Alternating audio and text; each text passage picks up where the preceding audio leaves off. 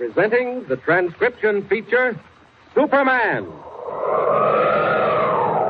Up in the sky, look! It's a bird! It's a plane! It's Superman!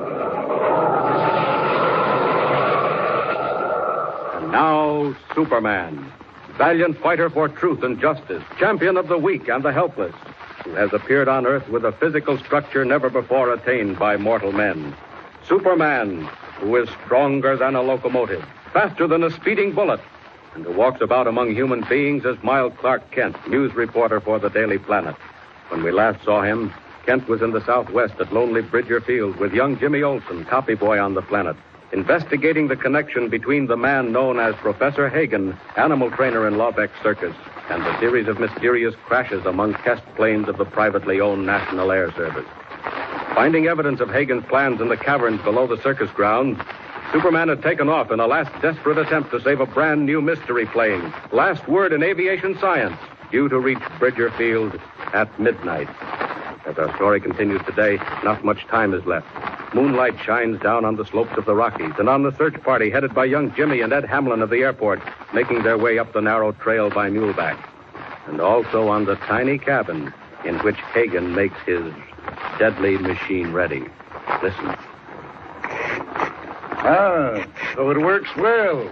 Most instructive, eh, Carl? What is it, Professor? What exactly does it do? If the capable Pedro were here, he could show you to the Queen's State. Why did you send him back to Del Rio? Back to Del Rio? By no means, Carl. Merely down the trail to operate the signal devices.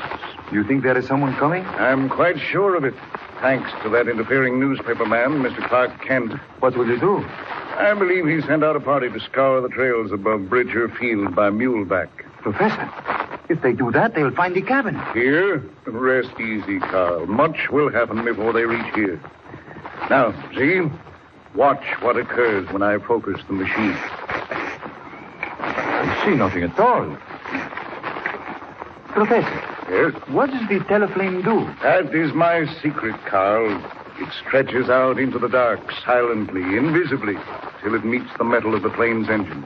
Then what? Then heat, terrific heat, 10 times hotter than the electric arc. The metal is made white hot, then incandescent. Then it gives way and disappears in the form of gas. It is gone, Carl, completely gone. That's why they found the no motors in the wrecks. Just so. And it is also why they will find no trace of this mystery ship at all. It will vanish completely, Carl, like a puff of smoke in the wind. In something less than 9 minutes. Now, stand by again while I make another adjustment. But be careful, my friend. Be careful to keep well out of range. Now.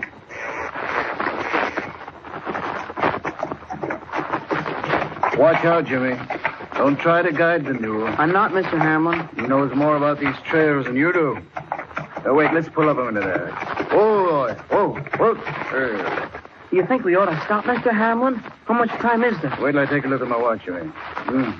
8 minutes to 12. Gee, if that's right, Mr. Hamlin, we gotta keep going. There isn't time to stop. We're doing all we can. Say, Jimmy, did Kent tell you just where to find this cabin? No, he wasn't sure. He said it was someplace that overlooked the field. Oh, then we're on the right track. Up ahead a way, we'll find the shack. Mr. Hamlin, come on. We've got to find that cabin. Take it easy, boy. Hurrying will just get us killed. You can't take these narrow trails at a gallop. Where are we? Where have we got to? Now, wait a minute. Let's see. We're on what's called the Chasm Trail. Right up ahead is the narrowest part of it. You see where the moonlight shines against the rocks? Golly, it looks plenty narrow. And it is. It's sort of a shelf. Sticks out over nothing. Now, what about it? Are you game to try it? If it'll stop what's going to happen down there in our field, I'll try it. Listen, Mr. Hamlin, what about the others? Where do you think they've got to? The other trail parties? Well, one of them took the hogback, and the third went around by Sunset Canyon. Are there cabins up there, too? Yes, indeed, and they all have a view of the field. Well, come on, let's get going, Mr. Hamlin. If there is anything up there, we've got to find it in the next 7 minutes. You better let me go ahead, Jimmy, especially when we get to the shelf. All right, but I'll be right behind. Be careful now. If your mule loses his footing, throw yourself against the rocks on the inside of the trail. Is he apt to do that? Well, no, but then you never can tell. It's a long way down. Now watch it, Jimmy. Here's the shelf. Just follow right straight along and don't look down. I couldn't anyway. It's too dark to see much, except where the moonlight is. Golly, it's narrow. All right. Come on, Jimmy. Don't stop. We want to get off this place. The cabin's just up ahead away. Mr. Hamlin, how far is it across the shelf? Oh, 400 or 500 yards. Oh, keep going. Mr. Hamlin, listen. Huh? What's that noise? What? It's a slide.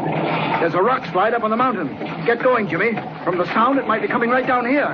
Which way will we go, Mr. Hamlin? Right on ahead. It's quicker than going back. No, we can't do it. Look, something just came down right on the trail. Boulders, big ones. Get back against the rock. Mr. Hamlin, it's coming straight for us. Get off that mule. Quick, Jimmy. Now duck behind him. That's the way. That's it. Now quick. Crawl right against the rocks. Hurry up. Quick. It's coming.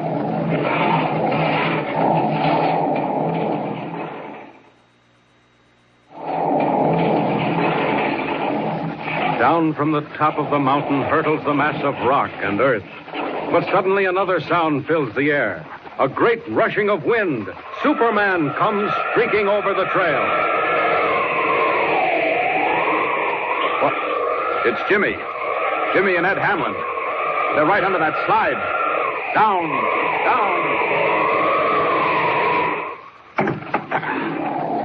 Here she comes. I can divide that slide right here. It'll jump the shelf and never touch them. Now! Here she is. Right in the middle. Oh. It's working. It's dividing. They're going to be all right. Going right over their heads.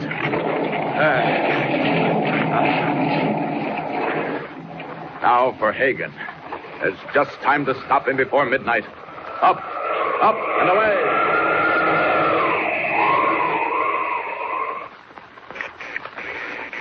Almost ready now.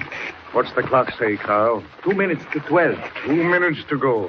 2 minutes more, my Carl, and we earn our pay. Professor, is there any sign yet of the plane? Oh, not yet. Will it be on time, do you think? I think so. If what I've heard is true, it flies to the split second. Machine. Yes? Is it ready? Quite ready, Carl. When the plane appears, I start the teleflame in operation. Once started, it will do its work wherever it is pointed. But mind, my friend, keep out of its way. Professor, Yes? look. Up there in the west. Lights. Wing lights of a plane, Carl. That's it. It's coming. Just a few seconds more now till it gets above the field. It's coming like a lightning bolt. Professor Hagen, what speed? Look. And when it hits the Hagen teleflame, it will be even more like a lightning bolt, Carl. It will burst into flames like a meteor. Now I start it. I start the teleflame. I hear it. I hear it flying. No, don't be ridiculous. You can't hear it this far off. You hear the teleflame. No, it's not the teleflame. It's something else. Right over our heads. Professor, look. Now then, the plane is above the field. Good thing the moon is up so we can see. Now watch, Carl. Watch. Professor, there's a man. A man in the sky right over us. Here he comes. Drop that machine. Shut it off. Who's that? Carl, stop him. Get him. I said stop that machine. Professor, look out. Quick. Too late, my friend. Now. No, it's not too late. Just watch this, Hagen. He's got the machine. Carl, stop him. Shoot him. Turning it around. Stop. Now then. He's pointing it at us. The cabin. The whole cabin is coming down. Look out, Carl. Look out, Carl. Shoot him. Oh, stop, Jimmy. Pull up. Oh, boy, that was a narrow escape. Gosh, that rock slide almost got us, Mr. Hamlin. What about the cabin? Where is it? Never mind the cabin. Look down the valley. Toward the field, Jimmy. Look. The plane. I see its lights. The plane. And look. She's circling for a landing. She's coming down. Mr. Hamlin, what if she goes up now? What if she catches fire? The cabin. Make for the cabin. No. It's too late for that. She's got a chance at it. Wait a minute. Look. Jimmy, look. Look, they're down. They've made it. They've landed, and they're safe, Jimmy. They're safe. Hi there. Did I hear voices? Ken. Mr. Kent. Golly, where did you come from? Up the other trail. Did you see what happened? Oh, Ken did. We just watched it. The plane's safe and sound at Bridger Field. But the cabin, Mr. Kent. What about the camp? Oh, the cabin. It's right up ahead. I've just come from there. You have? Well, what about Professor Hagen? Was he there? Did he have a machine? Oh, yes. Yes, he was there, all right. And he had his machine.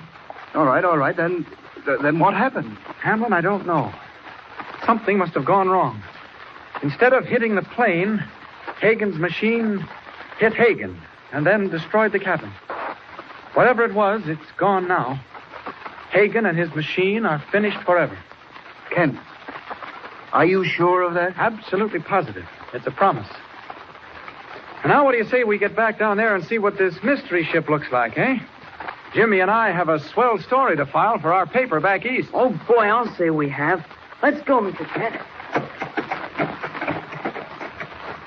Just in the nick of time, Superman saves the day.